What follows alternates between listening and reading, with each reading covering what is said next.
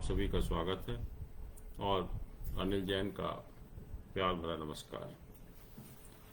दोस्तों, काफ़ी प्रश्न आ रहे हैं मेरे पास, और जैसे हम लोगों ने पिछले रविवार को भी चर्चा आरंभ की थी कि लोग पूछ रहे हैं कि आप हॉरोस्कोप मैचिंग कैसे करते हैं एस्ट्रोलॉजी के हिसाब से, और क्या सिद्धांत है, क्या सही तरीका है जब हम शादी में हॉरोस्कोप मैचिंग की बात करते हैं। और अक्सर ये होता है कि जब भी हम हॉरोस्कोप मैचिंग की बात करते हैं, शादी की बात करते हैं, तो हम एस्ट्रोलॉजर के पास जाते हैं और हमारा जो इंटरेस्ट होता है वो सिर्फ ये होता है कि कितने गुण मिल रहे हैं। टोटल 36 गुण होते हैं और 36 में से आप उनको बता दीजिए कितने गुण मिल रहे हैं और उसके बेसिस पर हम शादी डिसाइड कर लेते हैं।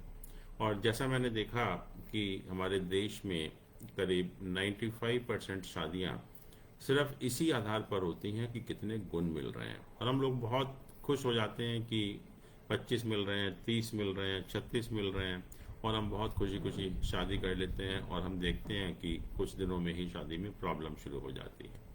कुछ केसेस में गुण मिलते भी नहीं हैं, 5, 6, 7 ही मिलते हैं और मजबूरी में शादी होती है, और हम देखते हैं कि वो शादी बहुत अच्छी तरह चल रही है। तो लोग अक्सर पूछते हैं कि ये क्या है, ज्योतिष में क्या लोगों को भ्रमित किया जा रहा है या असलियत क्या है। दोस्तों, मैं बताना चाहूँगा कि ज्योतिष के अनुसार जो हॉरोस्कोप मैचिंग है बहुत एक डिफ़िकल्ट प्रोसेस है। उसमें बहुत मेहनत करनी पड़ती है, काफ़ी टाइम देना पड़ता है, और ज्योतिष कभी नहीं कहता कि हॉरोस्कोप मैचिंग इज ए गुण मिलान। और गुण मिलान की तो अभी हम देखेंगे कि कहाँ बात होती है, लेकिन ये आप बिल्कुल दिमाग से निकाल दीजिए कि हॉरोस्कोप मैचिंग इज ए गुण मिलान। ये गुण मिलान से बहुत कुछ ज़्यादा है। और जहाँ तक गुण मिलान की बात है, आज के टाइम में हमारी जो सोसाइटी है पूरी तरह से चेंज हो गई है, और जो गुण मिलान का जब प्रिंसिपल बने थे, सिद्धांत बने थे, उस टाइम हमारी सोसाइटी पूरी तरह से अलग थी, मेल डोमिनेटेड सोसाइटी थी। आजकल there is no question of male domination, we talk of equality. And apart from that, पहले जो है फीमेल के पास कोई ऑप्शन नहीं होता था, उसको रहना पड़ता था फैमिली में जो है, और कोई सेपरेशन डाइवोर्स का कोई क्वेश्चन ही नहीं होता था। लेकिन आजकल फीमेल इंडिपेंडेंट हैं और उनके पास ऑप्शन है। कोई प्रॉब्लम होती है तो naturally nobody would like to tolerate also, तो ये सेपरेशन डाइवोर्स की प्रॉब्लम होती है। और जो जैसे मैंने कहा कि गुण मिलान का जो सिद्धांत है, अगर हम कहें कि आज की तारीख में इट्स टोटली आउटडेटेड, या हम कहेंगे टोटली ऑब्सोलीट जो सिद्धांत है, इसका कोई भी रेलेवेंस आज के टाइम में नहीं है। और जैसा मैंने कहा कि ज्योतिष कभी नहीं कहता कि हॉरोस्कोप मैचिंग में सिर्फ आप गुण मिलान करिए और उसके बेसिस पर आप डिसाइड कर दीजिए। सबसे पहले तो मैं ये बताना चाहूँगा कि कुछ केसेस में, और हम कहेंगे कि हॉरोस्कोप मैचिंग की ज़रूरत भी नहीं है। उन्होंने कहा कि अगर कुछ कंडीशंस हैं, अगर वो कंडीशन सेटिस्फाई होती हैं, तो there no need to further go into the detail of the horoscope or the horoscope matching, and under these condition the compatibility is assured। आप आंख बंद करके शादी कर सकते हैं, फैमिली में प्रॉस्पेरिटी होगी और जो मैरिड लाइफ में खुशी खुशी हैप्पीनेस होगी, हर तरह से ठीक रहेगा। तो ये कौन सी कंडीशंस हैं जिसके अनुसार अगर वो कंडीशन एग्जिस्ट करती हैं तो हमें हॉरोस्कोप मैचिंग की ज़रूरत नहीं पड़ती है। इसके लिए कुछ कंडीशन मैं आपको बताना भी चाहूँगा। उसमें जो सबसे पहली कंडीशन है कि if the moon sign of one is the lagna for the other. एक की अगर मून राशि या जन्म राशि दूसरे की लग्न है, कि लड़की का मान लीजिए कि मून साइन लियो साइन है और लियो साइन अगर लड़के का लग्न है, तो ये कंडीशन मीट होती है। उस केस में compatibility is assured, there is no need to go into the details of horoscope matching. Second कहा कि lagna of one is 7th from the position of lord of lagna of another. Actually जो भी एक किसी का भी लग्न मान लीजिए कि, और दूसरे का जो लग्न से 7th का जो लॉर्ड है, और दोनों की अगर एक ही पोजीशन है तो भी जो है वो हॉरोस्कोप मैचिंग की जरूरत नहीं है। लग्न of one is the 7th from the position of lord of lagna of other.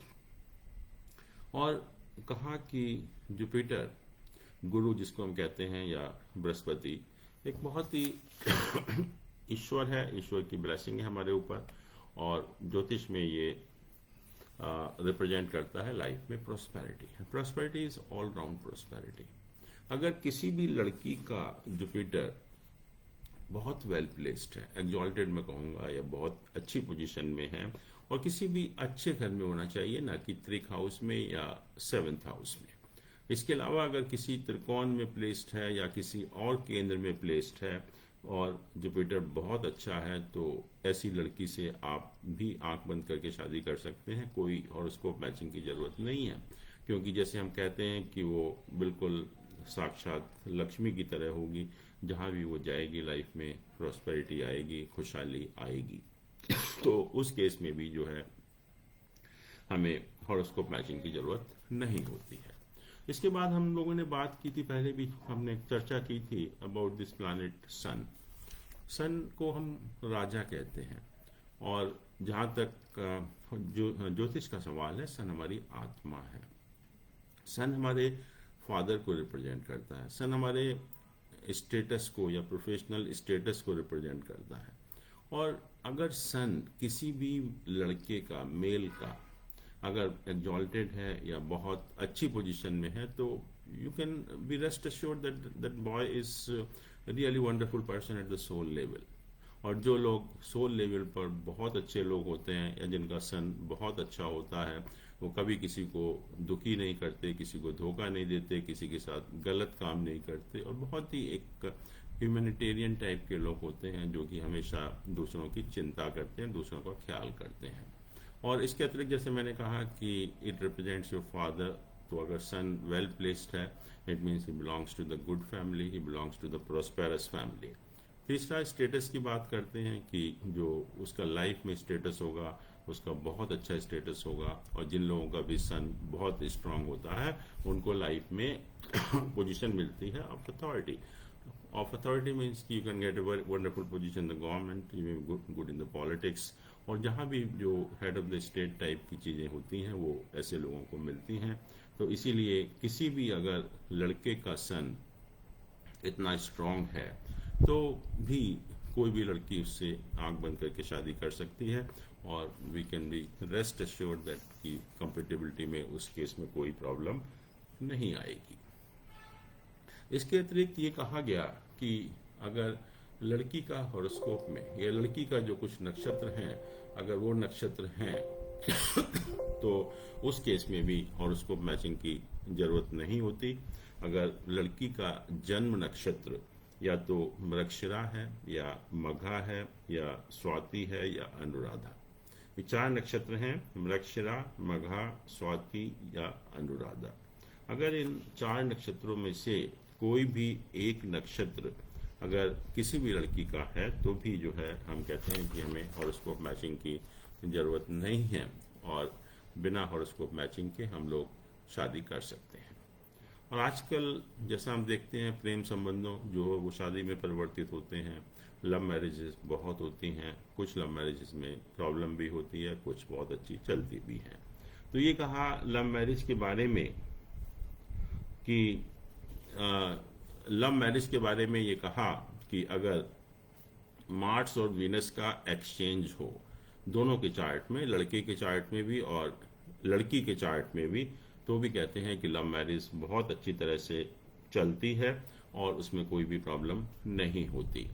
या ये भी कहा सेकंड केस में, अगर लव मैरिज की बात है कि अगर लड़के का जुपिटर जो लड़की का जो वीनस है उस राशि में अगर लड़के का जुपिटर है, तो भी जो है वो शादी लव मैरिज बहुत अच्छी तरह से चलती है। कहते हैं Jupiter of boy is in the sign of Venus of the girl, तो उस केस में भी जो मैरिज जो है बहुत अच्छी तरह से चलती है, लव मैरिज जो है। और कुछ सौभाग्य योग होते हैं लड़की के हॉरोस्कोप में, सौभाग्य योग होते हैं लड़की के हॉरोस्कोप में। और सौभाग्य योग का मतलब ये होता है कि हैप्पी मैरिड लाइफ कहेंगे, कंजुगल ब्लिस कहेंगे, गुड प्रोजेनी कहेंगे, प्रॉस्पेरिटी कहेंगे। तो ये सब चीज़ें जो हैं वो होती हैं अगर लड़की के हॉरोस्कोप में सौभाग्य योग होता है। और सौभाग्य योग कैसे बनता है लड़की के हॉरोस्कोप में? उसकी भी कुछ कंडीशंस हैं जिसके बारे में अगर हम बात करना चाहें, कि ये कहा कि अगर लग्न Lord and the seventh Lord, अगर लड़की के हॉरोस्कोप में लग्न का लॉर्ड और सेवेंथ हाउस का लॉर्ड दोनों अगर लग्न में ही हैं और उनके साथ शुक्र का एसोसिएशन है, लग्न Lord and seventh Lord both जो है लग्न में हैं और उनके साथ वीनस का भी अगर एसोसिएशन है, तो वो सौभाग्य योग बनाता है लड़की के हॉरोस्कोप में। सेकंड था कि Lord of seventh is in the seventh, seventh house का या सातवें भाव का स्वामी सातवें भाव में ही है और उसके ऊपर मून एंड जुपिटर, और लग्न के ऊपर, लग्न लॉर्ड के ऊपर मून और जुपिटर का आस्पेक्ट है। Lord of seventh is in the seventh house and lagna lord has the aspect of moon and Jupiter. तो उस केस में भी जो है लड़की के हॉरोस्कोप में सौभाग्य योग बनता है। और थर्ड कंडीशन है कि लग्न लॉर्ड लग्न में हो और सातवें भाव का लॉर्ड एग्जॉल्टेड हो, उच्च का हो, उस केस में भी लड़की के हॉरोस्कोप में सौभाग्य योग बनता है। और चौथा कंडीशन है कि लग्न लॉर्ड अगर एग्जॉल्टेड है और सातवें हाउस का जो स्वामी है वो सातवें हाउस को आस्पेक्ट कर रहा है, और जो शुभ ग्रह हैं वो अगर केंद्र में प्लेस्ड हैं तो भी जो है वो सौभाग्य योग बनता है लड़की के हॉरोस्कोप में। या फिर सेवेंथ लॉर्ड जो सातवें भाव का स्वामी है, जो मैरिज का हाउस है, उसका स्वामी अगर एग्जॉल्टेड है, ओन साइन में है, मूल त्रिकोण साइन में है, या नवांश चार्ट में अगर वेल प्लेस्ड है, तो उस केस में भी जो योग बनता है सौभाग्य योग बनता है। और अगर लड़की के हॉरोस्कोप में सौभाग्य योग है तो भी मैं कहूँगा कि हॉरोस्कोप मैचिंग की ज़रूरत नहीं है, आप आराम से उस लड़की से शादी कर सकते हैं। अब क्वेश्चन ये आता है कि ये तो हमने कहा कि जहाँ कंपेटेबिलिटी की ज़रूरत नहीं है, बट क्वेश्चन इसकी जहाँ कंपेटेबिलिटी की ज़रूरत है तो ज्योतिष में उसके बारे में क्या बताया गया कि अगर हमें हॉरोस्कोप मैचिंग करना है तो हम हॉरोस्कोप मैचिंग कैसे करेंगे। और जैसे मैंने कहा कि हॉरोस्कोप मैचिंग कोई गुण मिलान नहीं है, अगर आप गुण मिलान के बेसिस पर शादी कर रहे हैं तो आप अपने आप को धोखा दे रहे हैं और अपना जो विवाह जो कर रहे हैं अपने बच्चों का, उनके साथ अन्याय कर रहे हैं। हॉरोस्कोप में कहा कि जो हॉरोस्कोप मैचिंग है it's a very complicated process, और जो कहा कि किस तरह से हमें हॉरोस्कोप मैचिंग करेंगे, आपको ताज्जुब होगा कि कितना डिटेल्ड प्रोसीजर बताया गया हॉरोस्कोप मैचिंग के लिए। और कहा कि ये गुण मिलान नहीं है हॉरोस्कोप मैचिंग, और हमने इसको गलत समझ लिया और इसके बेसिस पर हम 95% शादियाँ, जैसे मैंने कहा कि इंडिया में सिर्फ गुण मिलान के बेसिस पर हो रही हैं, क्योंकि ज्योतिष लोग जानते भी नहीं हैं, बहुत जो सो कॉल्ड ज्योतिष हैं, कि मैचिंग क्या है। अगर मैचिंग की बात करें तो मैं कहूँगा कि ज्योतिष में कहा कि जब भी हम लड़के लड़की का मैचिंग करते हैं मैरिज के पॉइंट ऑफ व्यू से, तो उसमें हमें 4 चीज़ें देखनी होती हैं। सबसे पहला है कि we have to assess about the longevity of the boy and the girl. सबसे पहला जो काम कहा कि ज्योतिष को दोनों की लॉन्गेविटी के बारे में एक असेसमेंट करना है कि उनकी अप्रॉक्सीमेटली जो एज है वो कितनी होगी। और उसका पर्पस क्या है? पर्पस ये है कि अगर जो मेन जो पर्पस तो यही है कि दोनों की आयु लंबी हो, और अगर आयु लंबी नहीं है तो दोनों की आयु में बहुत ज़्यादा डिफरेंस नहीं होना चाहिए। ऐसा ना हो कि एक को दूसरे के बिना काफ़ी लंबे टाइम तक रहना पड़े, वो एक उसको हमें अवॉइड करना है। तो मेन अगर हम देखें कि दोनों की पूर्ण आयु हो, लंबी आयु हो, और अगर लंबी आयु दोनों की नहीं भी है तो दोनों की आयु में बहुत ज़्यादा डिफरेंस नहीं होना चाहिए। फिर कहा कि इसको असेसमेंट करने के बाद आपको दोनों की मेंटल एंड साइकोलॉजिकल हेल्थ को एग्जामिन करना है कि whether they are at the same level और not. This is what we see today also, कि मेंटल और साइकोलॉजिकल लेवल पर दोनों एक लेवल पर हैं अथवा नहीं है, क्योंकि हम जानते हैं कि अगर मेंटली और साइकोलॉजिकली में अगर बहुत ज़्यादा लेवल में बहुत ज़्यादा डिफरेंस होगा तो कोई भी दो व्यक्ति आसानी से एक दूसरे के साथ नहीं रह सकते। और उसके बाद जब आप मेंटल एंड साइकोलॉजिकल हेल्थ को एग्जामिन कर लेते हैं, फिर ज्योतिष में कहा कि आप देखिए कि हॉरोस्कोप में दोनों के ऐसे कोई फैक्टर तो नहीं है विच इंडिकेट सेपरेशन डाइवोर्स, कि दोनों के हॉरोस्कोप में आपको एग्जामिन करना है कि ऐसे कोई फैक्टर तो नहीं है जिसकी वजह से ये इंडिकेशन हो कि इन दो व्यक्ति साथ में नहीं रह सकते। एंड अभी हम देखेंगे कि बहुत सारे कॉम्बिनेशन बताए गए हॉरोस्कोप में, बहुत सारे हाउसेस बताए गए, बहुत सारे प्लैनेट बताए गए जो कि इंडिकेट करते हैं सेपरेशन और डाइवोर्स। और अगर ये हम देख लेते हैं कि हाँ, पहले लॉन्गेविटी ठीक है, मेंटल एंड साइकोलॉजिकल लेवल पर दोनों का लेवल एक सा है, फिर तीसरा कि ऐसे कोई दोनों के हॉरोस्कोप में ऐसे कोई फैक्टर नहीं है विच इंडिकेट सेपरेशन डाइवोर्स, फिर कहा कि ये सब देन अगर आप एश्योर हो जाते हैं कि ये दो व्यक्ति लड़का और लड़की एक साथ रह सकते हैं, कोई प्रॉब्लम नहीं होगी इनको, then the question of compatibility comes, then the question of compatibility comes. तो compatibility comes in the last, not in the beginning. और इतने सारे फैक्टर एग्जामिन करने के बाद ज्योतिष में कहा कि अब क्वेश्चन आता है कि वो कैसे रहेंगे, उनका जो आपस में संबंध होंगे वो कैसे होंगे, दैट इज द कंपेटेबिलिटी। तो फिर कहा कि कंपेटेबिलिटी को एग्जामिन करिए। और पहले टाइम में कंपेटेबिलिटी का मतलब था गुण मिलान, there no doubt about it, क्योंकि सोसाइटी हमारी वैसी थी, वो सोसाइटी की ज़रूरत भी थी, और हम मंगल दोष करते थे। यही दो बेसिकली हम कंपेटेबिलिटी के लिए देखते थे कि गुण मिलान में कितने गुण मिल रहे हैं, और मांगलिक दोष वगैरह का कोई ऐसा योग तो नहीं है।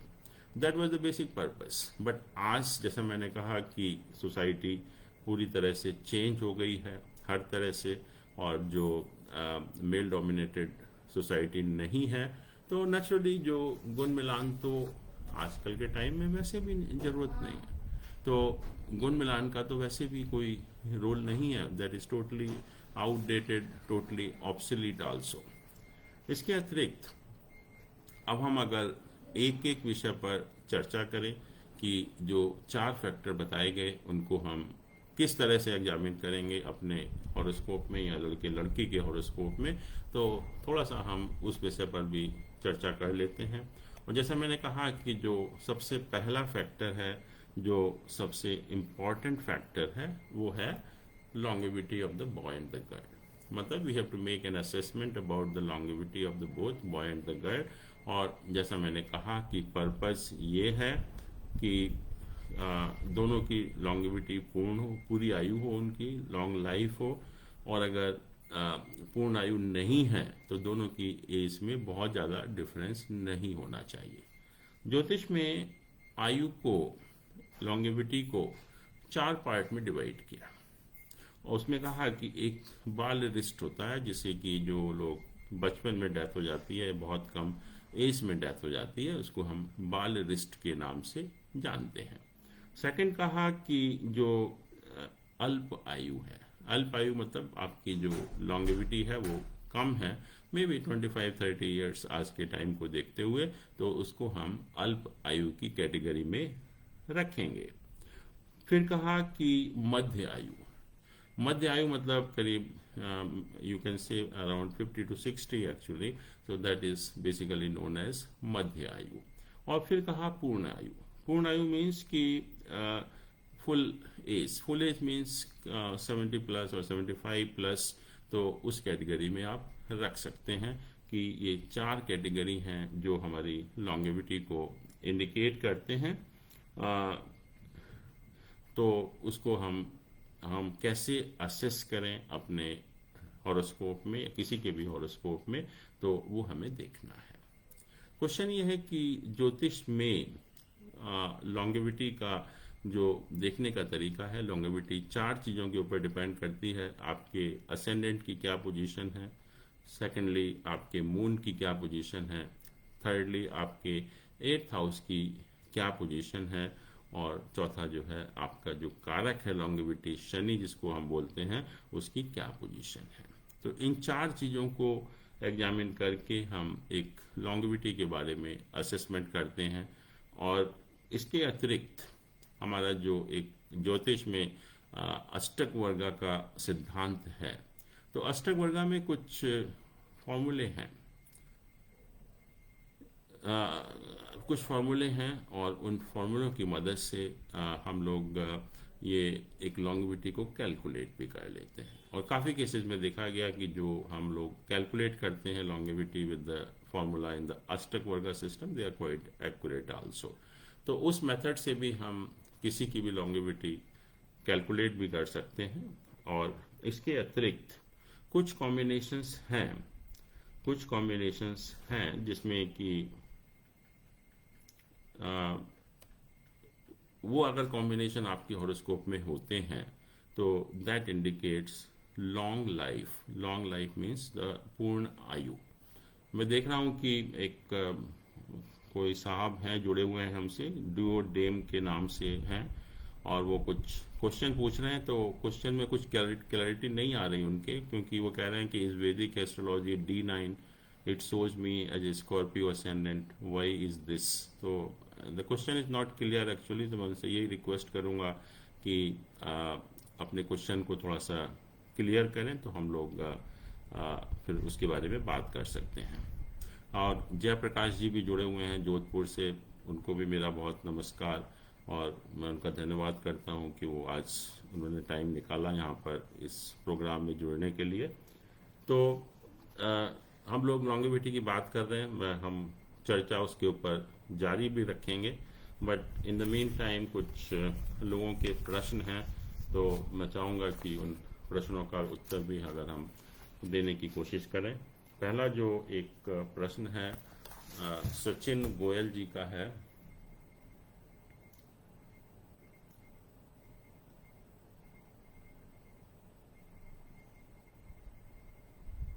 और इनका जो डेट ऑफ बर्थ है 2 अगस्त 1980 है, और रात को 10 बजे का समय है, हसनपुर राजस्थान का इनका बर्थ है। ये पूछ रहे हैं कि जो इनका बिजनेस है वो नहीं चल रहा है, और बिजनेस को चलाने के लिए वो क्या उपाय करें। तो हमने इनका हॉरोस्कोप बनाया, और हॉरोस्कोप में देखा कि जो लग्न है इनका पाइसेस साइन है, मीन राशि है, और मून 2nd हाउस में है, वीनस मरकरी 4th हाउस में, सन राहु 5th हाउस में है, जुपिटर 6ठे घर में है, और सैटर्न मार्स 7वें घर में है, और जो केतु है वो 11th हाउस में है। तो 7वां घर जो है वो बिजनेस का होता है। जो भी लोग business as a profession pursue करते हैं तो उनका जो हाउस होता है 7वां हाउस होता है। तो 7वें हाउस में शनि मंगल ऑलरेडी वहाँ पर बैठे हुए हैं, और उसके ऊपर केतु का एस्पेक्ट है। इट मीन्स कि जो 7th हाउस है, जो हाउस ऑफ बिजनेस है, वो बैडली एफ्लिक्टेड है। और इस समय जो इनकी दशा चल रही है वो मंगल की दशा चल रही है, और मंगल में जो अंतर्दशा है वो राहु की है, जो कि 20 अक्टूबर 2021 तक चलेगी। और मंगल में राहु की दशा भी बहुत अच्छी नहीं होती है एक्चुअली में, और 7th हाउस बहुत ज़्यादा एफ्लिक्टेड है। तो मैं कहूँगा कि बिजनेस में इनको सफलता मिलने के चांसेस बहुत कम हैं, जो हॉरोस्कोप के हिसाब से इंडिकेशन है, क्योंकि कोई भी बेनिफिक प्लैनेट या शुभ ग्रह उसको नहीं एसोसिएटेड है उसके साथ में। तो अगर कुछ और कर पाएँ तो बेटर है मेरे हिसाब से। अगर फिर भी अगर बिजनेस ही करना चाहते हैं तो मैं कहूँगा कि एक तो इनको जो येलो सफ़ायर होता है पुखराज, उसकी अंगूठी पहनेंगे, उसका बहुत लाभ होगा।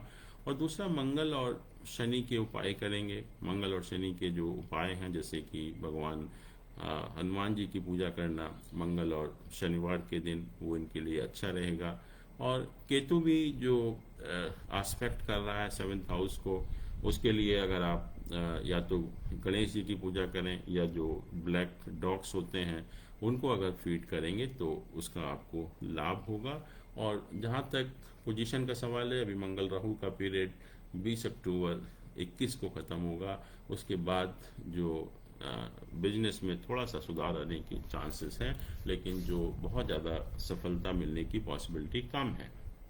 एक अभी जो क्वेश्चन पूछ रही हैं रिंकू अरोड़ा जी पूछ रही हैं कुछ, कि इनका जो डेट ऑफ बर्थ है 14 मार्च 87 है, शाम को 7:30 का समय है। और इनका जो जगह लिखा है इन्होंने, हरियाणा में रानिया जगह का लिखा है।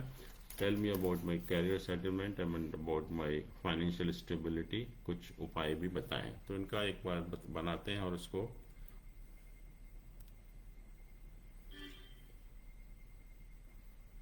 This is 14th March 1987।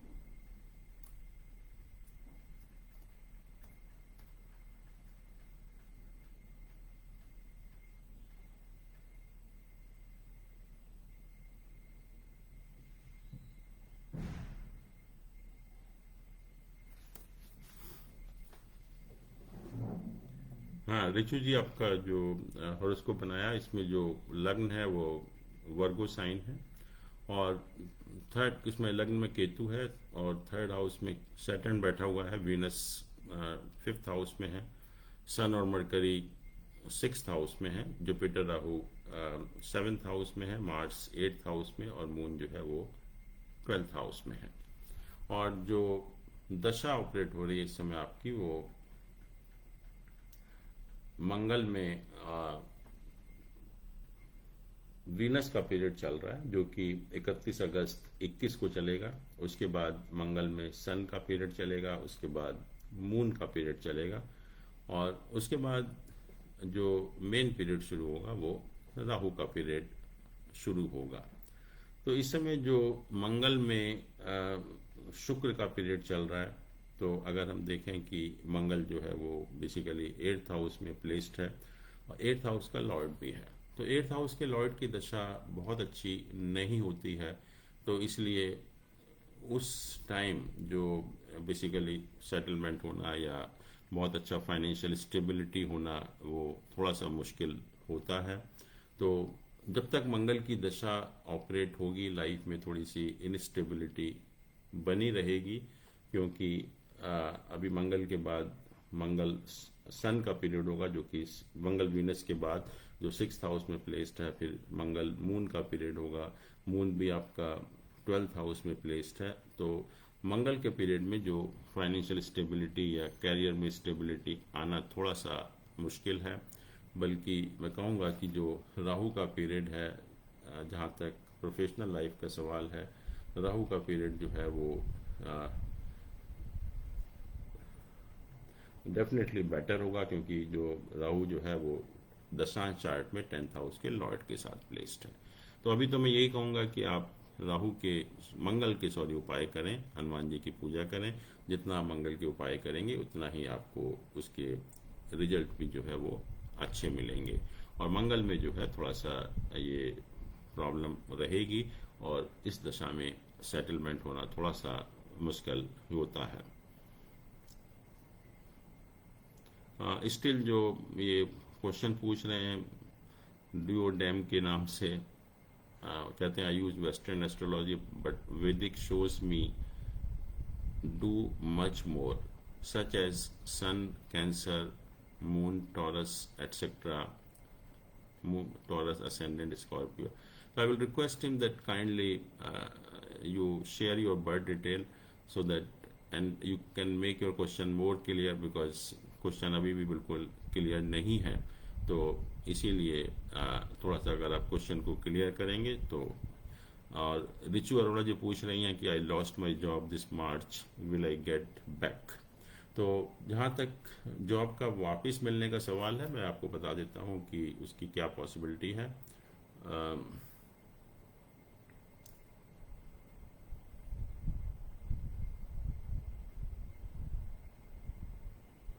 मंगल में जो वीनस का पीरियड है ये ख़त्म हो रहा है 31 अगस्त 2021 को, और जो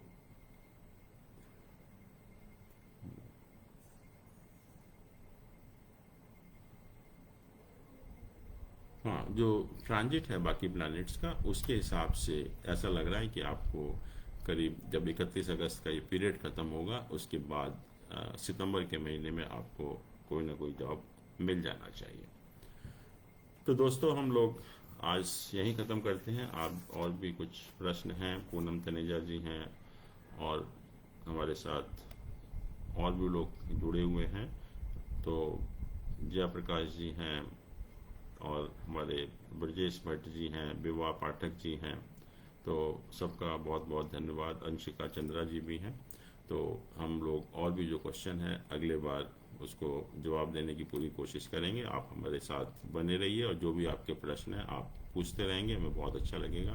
थैंक यू, धन्यवाद।